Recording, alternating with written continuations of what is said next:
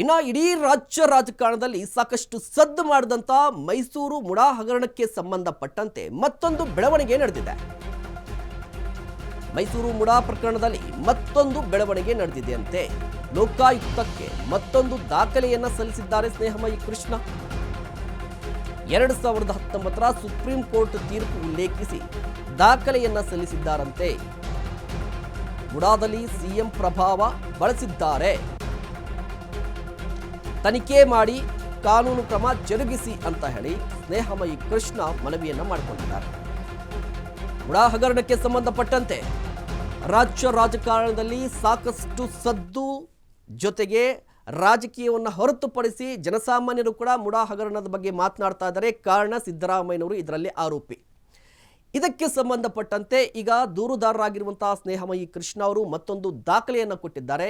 ಯಾವ ದಾಖಲೆ ಅಂತ ಹೇಳಿದ್ರೆ, ಈ ಹಿಂದೆ ಸುಪ್ರೀಂ ಕೋರ್ಟ್ ಕೊಟ್ಟಿರುವಂಥ ಒಂದು ತೀರ್ಪನ್ನು ಉಲ್ಲೇಖಿಸಿ ಆ ತೀರ್ಪನ್ನು ತೋರಿಸಿ ಹೌದು ನಿಜ ನೋಡಿ ಸಿದ್ದರಾಮಯ್ಯನವರು ತಮ್ಮ ಪ್ರಭಾವವನ್ನು ಯೂಸ್ ಮಾಡಿದ್ದಾರೆ ಅನ್ನುವ ಆರೋಪ. ಇನ್ನು ಕೆಸರೆಯ ಸರ್ವೆ ನಂಬರ್ 464ರ 3 ಎಕರೆ 16 ಗುಂಟೆ ಜಾಗ ಮುಡಾ ವಶಕ್ಕೆ 1998ರಿಂದ 14ರವರೆಗೆ ಪರಿಹಾರಕ್ಕಾಗಿ ಮಾಲೀಕ ಮನವಿಯನ್ನ ಮಾಡಿಲ್ಲ.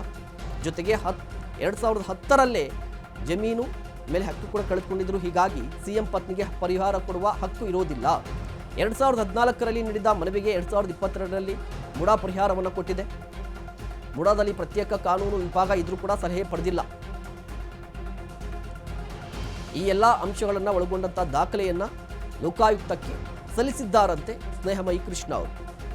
ಕೆಸರೆಯ ಸರ್ವೆ ನಂಬರ್ 464ರ ಈ ಜಮೀನಿಗೆ ಸಂಬಂಧಪಟ್ಟಂತೆ ಈಗ ಒಂದಿಷ್ಟು ದಾಖಲೆಗಳನ್ನು ಕೂಡ ಸಲ್ಲಿಕೆ ಮಾಡಿದ್ದಾರಂತೆ. ಈ ಬಗ್ಗೆ ಇನ್ನಷ್ಟು ಮಾಹಿತಿಯನ್ನು ಪಡೆಯೋಣ. ನಮ್ಮ ಪ್ರತಿನಿಧಿ ಸಂದೀಪ್ ದೂರವಾಣಿ ಸಂಪರ್ಕದಲ್ಲಿದ್ದಾರೆ.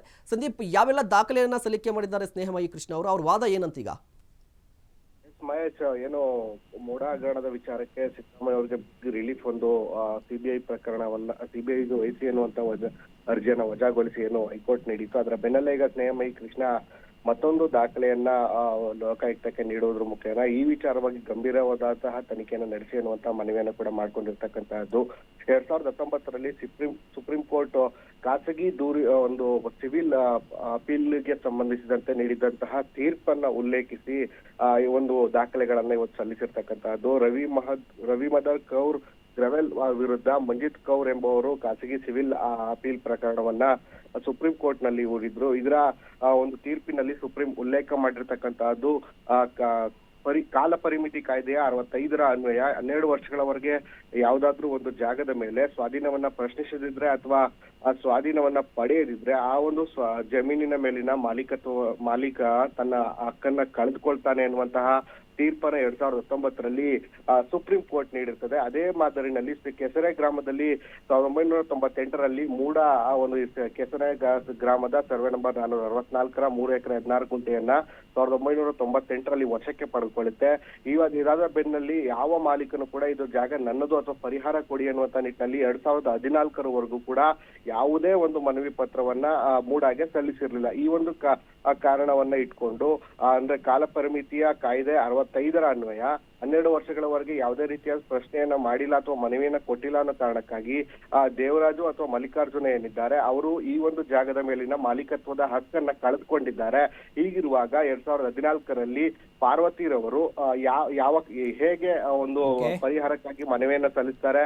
2022ರಲ್ಲಿ ಅವ್ರಿಗೆ ಒಂದು ಏನು 14 ಸೈಟ್ಗಳನ್ನ 50-50 ಅನುಪಾತದಲ್ಲಿ ಪರಿಹಾರವಾಗಿ ಮೂಡಾ ಕೊಡುತ್ತೆ ಅನ್ನುವಂತ ನಿಟ್ಟಿನಲ್ಲಿ ಪ್ರಶ್ನೆಯನ್ನ ಮಾಡಿರ್ತಕ್ಕಂಥದ್ದು ಸ್ನೇಹಮಯಿ ಕೃಷ್ಣರವರು.